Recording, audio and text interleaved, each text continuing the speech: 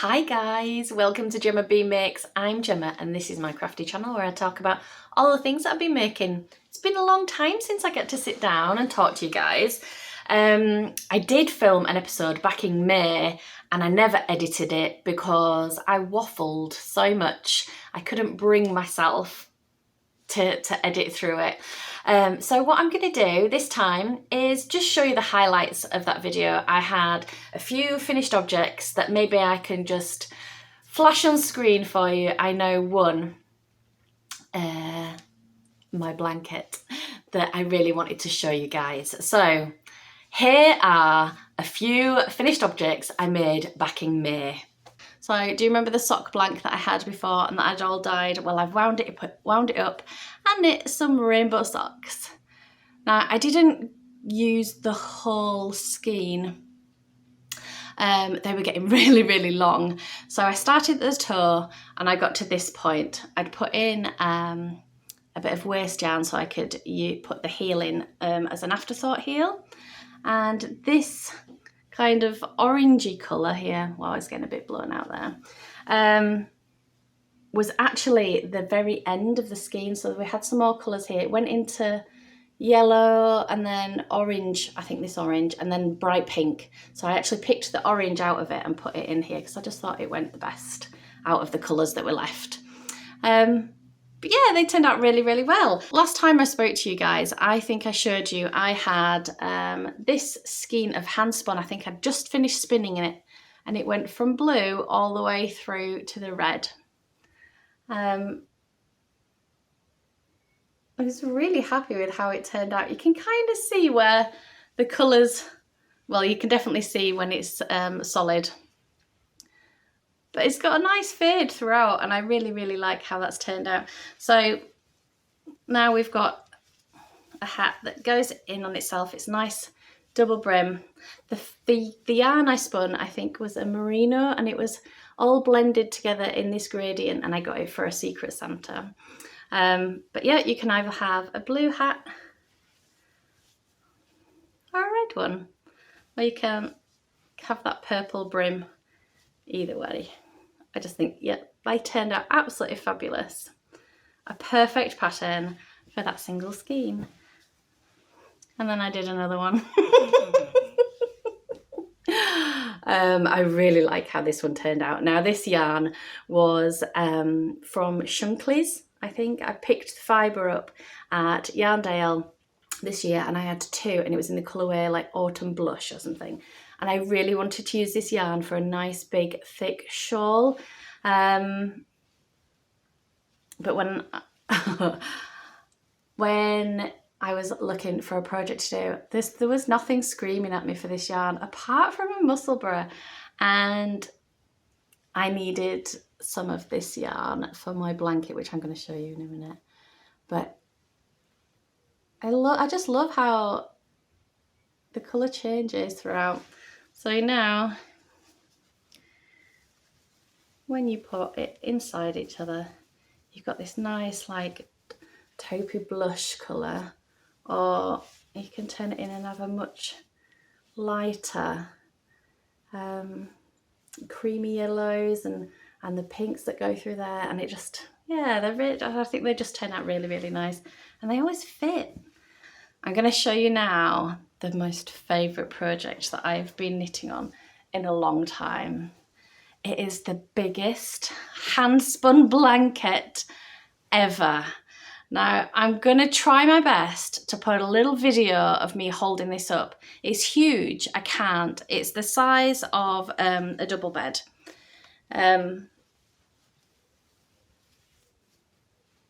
Okay, let's have a little look.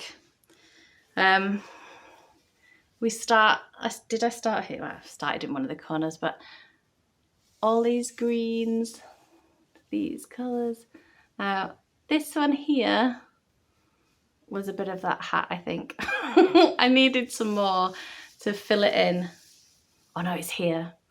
Anyway, it goes all the way through all these colours. And I think I got to about here. This was it. And I ran out of yarn. Okay. Now, I was very, very close to dyeing lots of yarn and spinning it all up.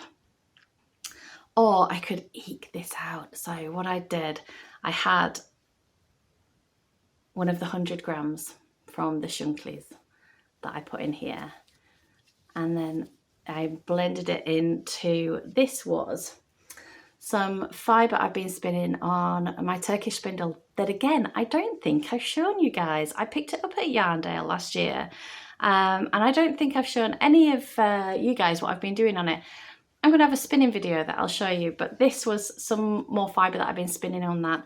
And then this purpley thing was something that I had on my wheel at the time. So I just kind of finished it all off and it all fit together. Anyway, it's the squishiest, warmest, look at this, it just keeps going.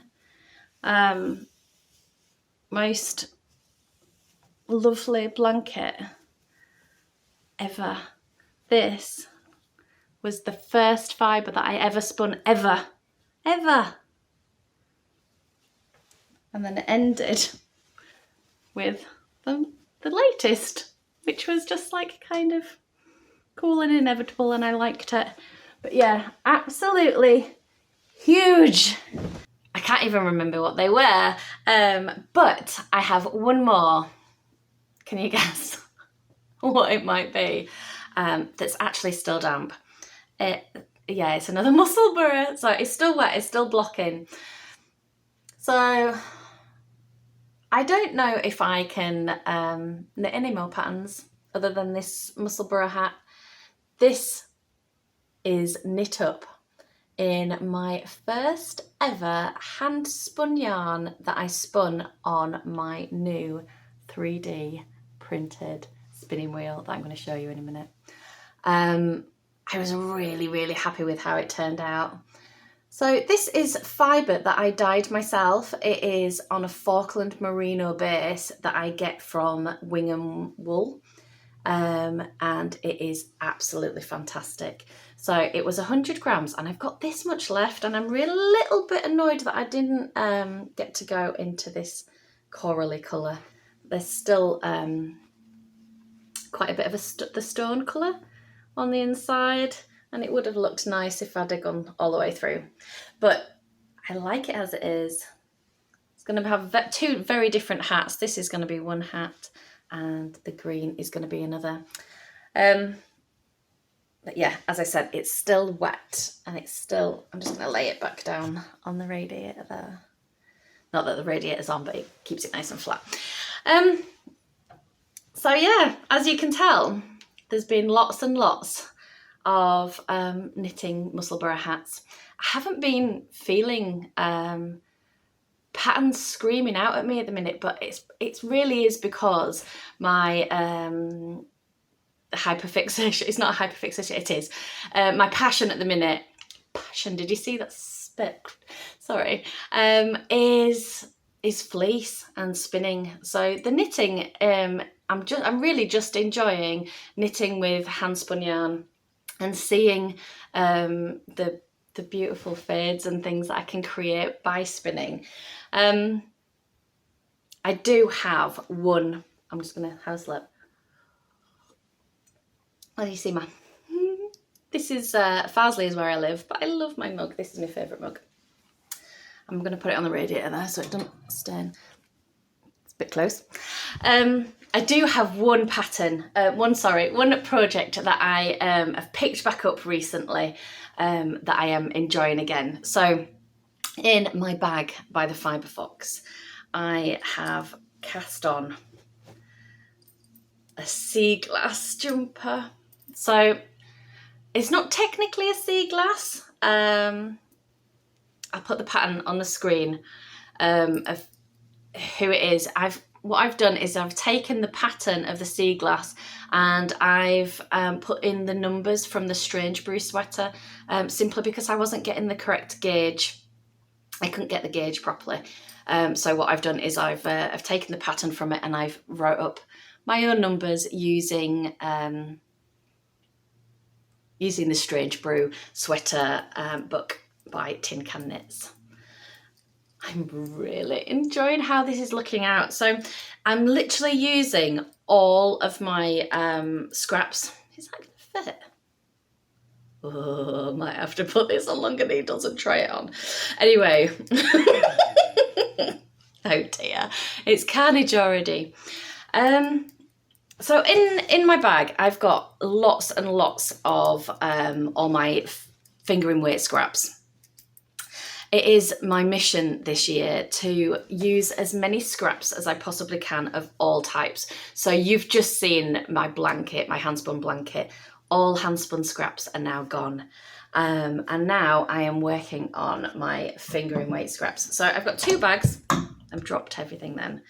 And I am literally taking 2 out of here. I try and make sure that they're a little bit different from each other. There's stuff in here that's very similar. So these are all quite similar to each other. So I would make sure that I paired one with like this, or I got a sparkly one there. So I just try and pick out 2 that are a little bit different from each other. And then, so you're changing both yarns. It's 1 by 1 colour work, and you're changing both yarns on every round. Now, so I haven't seen you for such a long time. This has actually been in the naughty bin for the longest time. I cast it on and I got to, I'm going to show you on the inside now. I got to this point, as you can see, not very many rounds, and I realised I'm going to have 4 ends for every single round, and the thought of this throughout the entire jumper, it was just no. So the sea glass pattern recommends doing the magic knot, so I started doing the magic knot. However, all the little knots they kind of popped through on the other side, which was annoying me. And 2 of them already came undone just from knitting, so it's not going to last. Some of these yarns that I've used are like an alpaca silk, and it's really slippery, and the knots were just coming out. So Zoe of Felicity Yarn Studios did a featured object, a finished object video about the sea glass sweater. So I went and I had a back and had a look about what Zoe said, and she did exactly the same thing. So it made me feel a little bit better. So she recommended getting some Fraytrek, which was like it's like a little fabric glue. So I've ordered that and it's on its way, and now I have started using the Russian joining method. So I've got my little sewing needle here, and I just keep it by the joining part, and as they come round, I join the yarns together using the Russian joining. So you are sewing in, it's basically you're sewing in your ends as you go, but there's no ends I'm not going to be left with this all the way down, because that's just, it's just so daunting. How many rounds is that for all those ends? And I just couldn't put up with that. But yeah, the Russian joining method is the way to go. All the ends are hidden. There's no pokey bits sticking out. I think I'm just going to get some glue just for that section here. I think it's about this big. You can see where I started it. I'm not going to pull it all out because a little bit of fabric glue on that part and it'll be absolutely fine. But I really love the colour palette of how it's all turned out. This main colour, well, the colour that I've used for the rib, I've got a full skein of that as well. So I think I'm going to have plenty of scraps to work with. I think I've got about 700 grams. I weighed it all out. So I've got lots to work with. And I have been enjoying it. But I've been out and about, lots and lots at the minute. I've been camping with the boys. I've been down to London to go see Pink in concert. Oh my gosh, that was so fun. And Gwen Stefani as well. Now, Gwen Stefani was my idol when I was like 15, 16, and I screamed those songs in my bedroom. And and I've never seen her live, and a little tear. I think a little tear came in. She started singing Sunday Morning for the second song, and I actually squealed a little bit. I never thought I'd see it live. Anyway, I was very excited for that. So I've been knitting lots of Musselburgh stocking stitches at the minute. Like I said, I just finished this Musselburgh, and I have got another one on the go. So let me show you. That's a really nice cup of tea. It's not even in this bag. This bag has some socks in it. I'll show. It's on the floor. 1 second.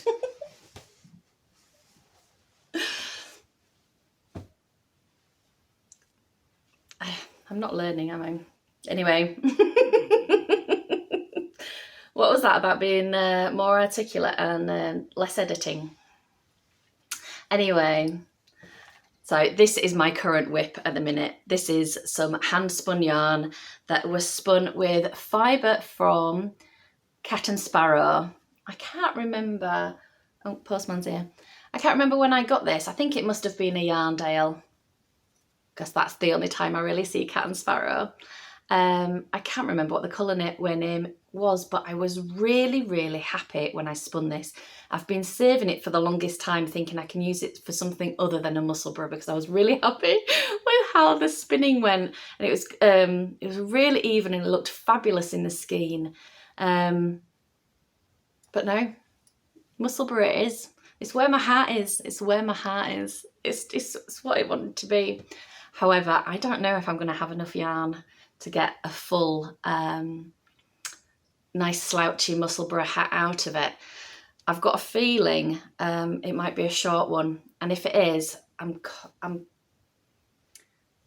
if I don't get the amount of length in, because we don't know, we're going to play yarn chicken and find out. If I don't get the length, what I'm going to do is take it back and make a teen version. So instead of the adult, I think I could definitely get a teen out of it. So we'll see. But I do like how it's coming out. Different stripes. I can't remember how it was such a long time ago when I spun it. I can't remember the pattern of how it came out, so it's intriguing to see what it looks like as it comes. Very enjoyable though. I don't think I'm ever not going to stop knitting this hat. It is what it is. And seeing as, because I just said there's a pair of socks in here, I might as well show you. I wasn't going to show you until they're finished, because it really is just a pair of socks. So these are a pair of socks that I started, that I started knitting for Edward. So this is a pair of socks for Edward. I told him to have a little look in the stash and pick himself out a colour, and this is what he picked. It wasn't till I started knitting at the festival recently that I realised actually it's glow in the dark, and it's UV yarn. It's by Chloe Mendez, I think. Oh, do you know what? I can't remember. I don't have the ball band, but I did talk about them in my last one, so maybe I've got a bit of footage. Tell Gemma, past Gemma, tell me what the yarn is, please. It is Nicole C. Mendez, and it's in this colourway Violetta, and it's a wool and nylon, and this was gifted to me by a good friend. Thanks for that. So yeah, so it's very enjoyable. It's just I'm literally just doing a tube sock to knit Edward. Look how big Edward's feet are now. He's getting a big boy.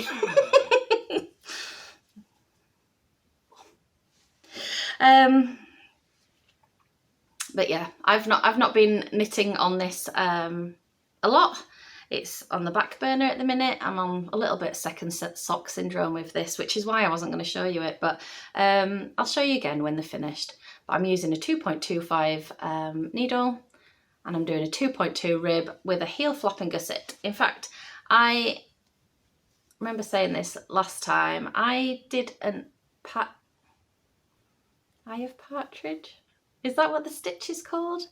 I tried to do a different heel, and I wasn't that bothered with it, because in person you can't see the difference, but on camera I think you kind of can see the pattern.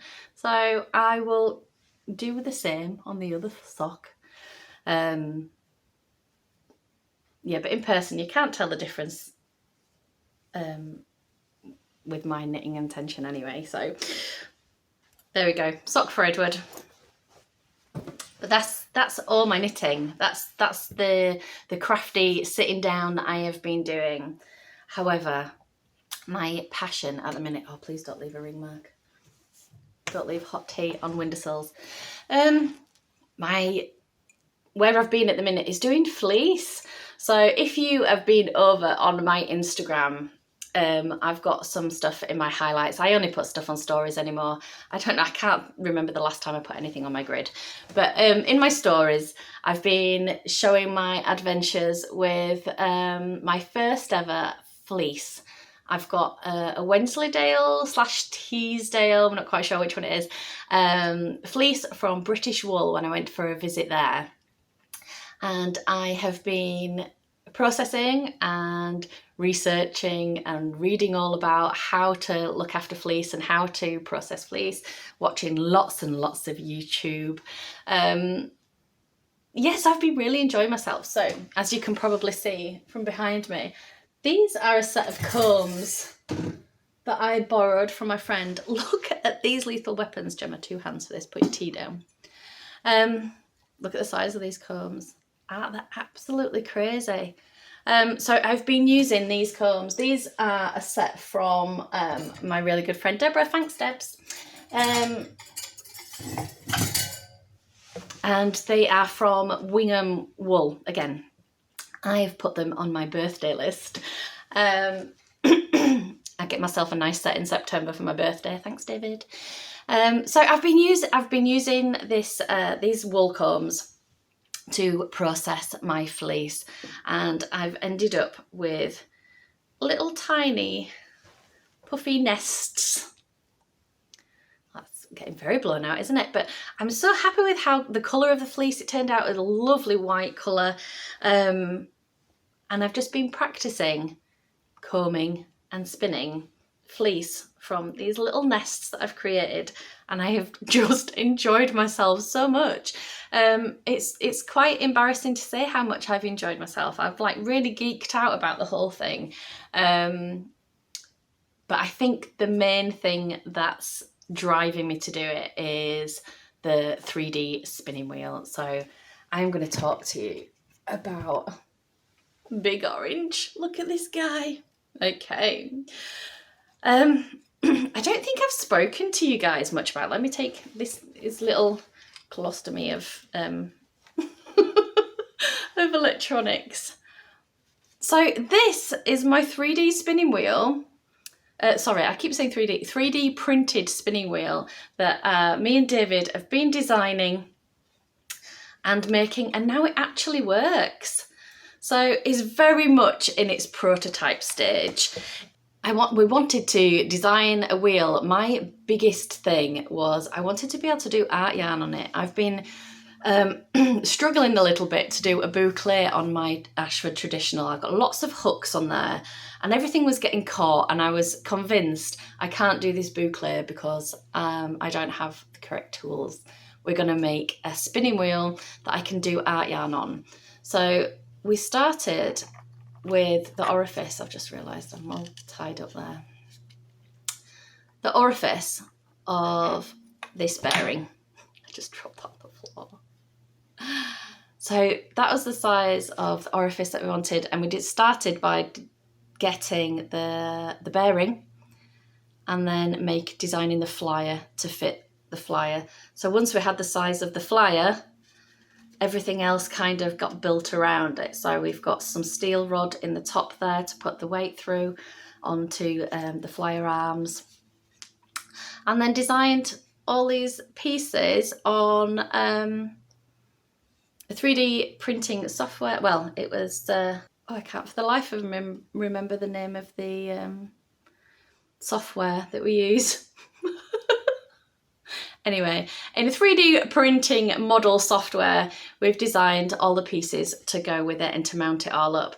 So it is very much in prototype phase. There's lots of bits that we keep swapping and changing. We're currently on the 5th version of the bobbin, which is this one. So this is our final bobbin. It's gone through lots and lots of phases. This was one phase. So as you can see, this one was just the hole in the middle, and we've actually gone and ended up and putting a bearing in. It was just, this one works absolutely fine, but it's just a bit rattly and a bit noisy.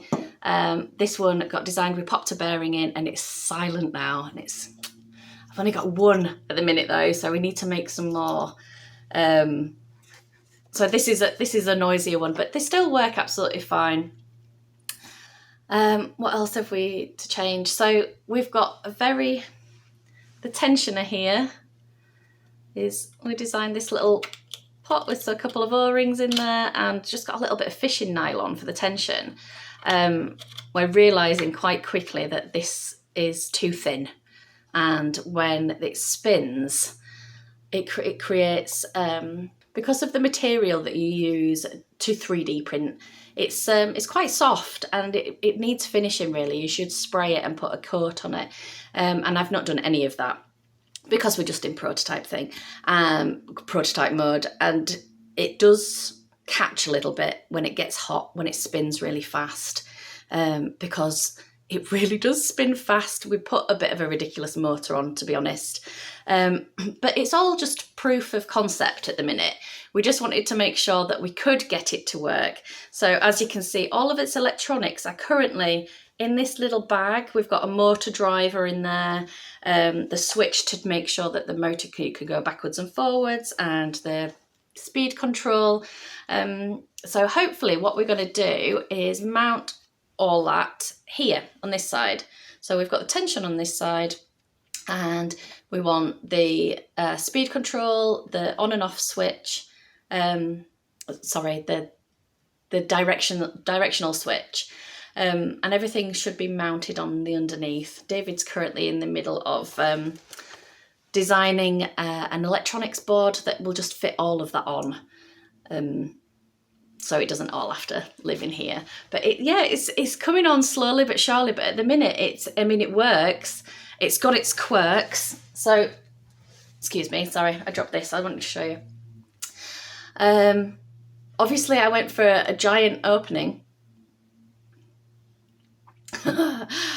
and as soon as you try and spin a bit of lace with it, it's bouncing around, obviously, because it's a huge. So we designed these little tiny plugs. That one is a 24.5, look, that just slap in there. Oh, obviously I've just called that, but it just turns a little bit and catches, and then they can stay. So I can swap this out with a different sized orifices, and that works really well. So that was a fun one to work out. There's lots of little bits that we want to do. So I was saying to David, it would be nice if you could read how fast it was going. So for example, for this project, to spin lace weight, you need lots of high twist for lace weight. So ideally, if you were on a traditional wheel, you'd put your ratios really high, give yourself that extra twist. But as it's an electronic wheel, I've got to try and gauge how fast I'm going each time. And you've got to really watch the tension of what I'm doing. And it's not as, all the way through. I've lost my words today. In my head, standardized a bit. That's not what it's like. Oh my gosh, I really lost my words. It's not the same all the way through. Every time, I can't just start up a project, put it down, then pick it up and find where I was. So it'd be nice to have some sort of like little display to tell me how fast the motor's going or what kind of ratio we're at. So at the minute, we've got, we worked out there's a little formula to tell you how far your pulley system needs to be. So I think we're at a 1 to 2.5 ratio at the minute here. And then obviously with the speed and how fast you're going, you can get different ratios using your speed. And I thought it'd be really nice to be able to see that on the side. So that's probably going to be on a future one we were thinking about. So we've got this one as proof of concept. It all works. We now need to tweak the whole thing. David really wants to be able to drive everything from one side to eliminate having two sides. So at the minute, how we've got it holding on, we've got a little, just a little pulley that comes off on that side. Just make sure the tension's off on that side, and the whole thing comes out, and this is a D, and there's a little hole D there. So that drives it through. You've got your pulley going to your motor on that side, and then a bearing on the other. It all just clicks back in. So it's very simple. But ideally, we were saying it'd be really cool if everything was on one side. You're driven from this side, your motor, it'd, yeah, I just think it'd be more cool. And I thought it'd be really, this is a really sad one, but I'd really like to, so when you're spinning, you've got your spinning wheel on the table in front of you, and I'm constantly like this, like looking all the time, seeing how I'm filling up. I'd really like to be able to see it, you know, just have it at an angle. So I think it'd be really cool if I could like point it into the air, everything driven from one side, and point it into the air so I could see it. I'd really like an automatic, is it a woolly winder that goes up and down? But that is designed by like a self-reversing screw. And I've had a little look into it. They're quite hard to design. There's a reason they cost lots of pennies. But yeah, we're looking into it. I'm really, oh, I've got a phone call now. Excuse me, 1 minute. It wasn't even important. It was like a spam call. Like, totally lost my train of thought. But yeah, I am really, really happy with my own little 3D printed electronic spinning wheel. He's called Big Orange. I don't know if I can tell you why he's called that. Big O. And yeah, I am really, really happy with the whole process. Lots and lots of work to be done on it. But it's fabulous. I'm really enjoying it. And it creates, and it spins lovely. Like, I'm still able to get that really fine, that fine yarn. It's really embarrassing, but I haven't actually tried to do any art yarn on it now. The boucle really annoyed me. I'd had enough by the end. I need lots of practice. I managed to get a mentor of Kath Snape. She is Beechwood Crafts on Instagram, and she's a fabulous teacher. So I'm really, really happy. She has managed to be my mentor, and I've got lots of hints and tricks, and I'm going to sign up for one of her classes, and I will come back to the boucle. It really annoyed me. But yeah, I'm so enjoying doing my fleece. So I have got I split the fleece into 4 different parts. The worst bits, the very top of the sheep had a different type of curl. So I've kept all those really tight curl bits together. And then the 2 best nice pieces. And what I've done is started from worst to best, because my thinking is I'm only going to try and get better. I've realised very quickly that spinning the fleece is much easier if you do the prep.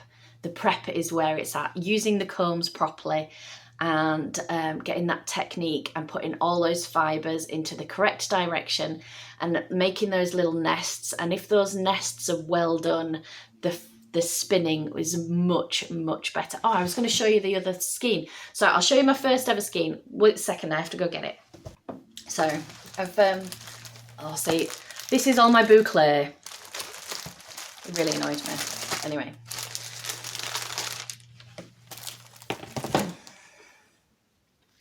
This is my first ever hand spun from fleece. So I managed to get through. So this was combed through twice on the combs. I combed it once and then twice. And I got 153 meters for 26 grams. and 198 meters for 48 grams. So 75 grams, and I got 350 meters. About that, 350. I think it turned out well. Like, it's very fuzzy halo-y, but it's got some great drape.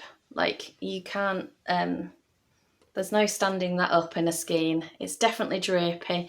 It's got a really nice sheen to it. And this is the worst bit of the fleece. So I'm really looking forward to getting to those best bits. So I didn't quite get the lace weight that I was after, but I'm practicing. It's happening. It's very good. Oh, and then one last thing I wanted to show you with all my 3D printed bits was my lazy Kate. So we had some of the MDF left over, and all this does here is these pop out. There you go. And my big giant bobbins can go on top. What's that? So if you put 3 on there, and then a little hook there, so when it goes on the floor, they can all guide to the set right thing. I thought that was really cool. It was a very different design that David came up with. It was his little secret project. He came and surprised me with it, because I was saying I need the laser kit that I own didn't fit the giant bobbins on, so I was going to have to make some sort of shoebox affair to try and get everything plied, and he turned up with this because he's the cutest. I'm really impressed with that. He is the best. Now, today, as of today, I think it's the 3rd of July, Tour de Fleece is on day 3, and I've only really just got back, and so I went camping this weekend. We had a really, really nice weekend with the boys and some friends. But today is the first day that, well, I did a little bit of spinning last night, but I really want to get into Tour de Fleece this year, do lots of fibre prep, lots of spinning on my wheel and practicing this lace work. I am determined to get a true worsted lace work skein at the end of this fleece, something that I can put towards my certificate of achievement and have a part of a finished bit. So I've got one bit that's all finished. I might have already got a bag of Jacob fleece and a bag of Manx Lofton fleece that are not big full fleeces, but just a nice big bag's worth of something that I can prep and spin and something different. I've really enjoyed it at the minute. But that's everything. It's really nice to be able to catch up with you guys. I really do. It was sad the other day. I thought, I haven't really spoken to my friends. We catch up online or whatever, and it's like, it's because you haven't done anything. You haven't spoken to anybody, Gemma. You haven't put yourself out there. What have you been making? So this year for Tour de Fleece, I think my plans are to do 20 minutes a day, but that also includes prepping. At least 20 minutes a day. I think that's going to be easy with the amount that my brain's switched to spinning at the minute. So 20 minutes a day, and just try and join in every day. I really enjoy following along on Instagram mainly, and not joining anybody's teams this year. Just doing it for funsies. No more spinning burnout for me. It's really nice to catch up with you guys. I really do have missed you guys. I always do this. I always go, I really haven't spoken to anybody for a while, and it's because I haven't sat down and spoken to anybody for a while. So let me know how you're all doing. I love to talk to you in the comments. I did have a question and I can't remember what it was. I remember thinking, ask your people, they will know.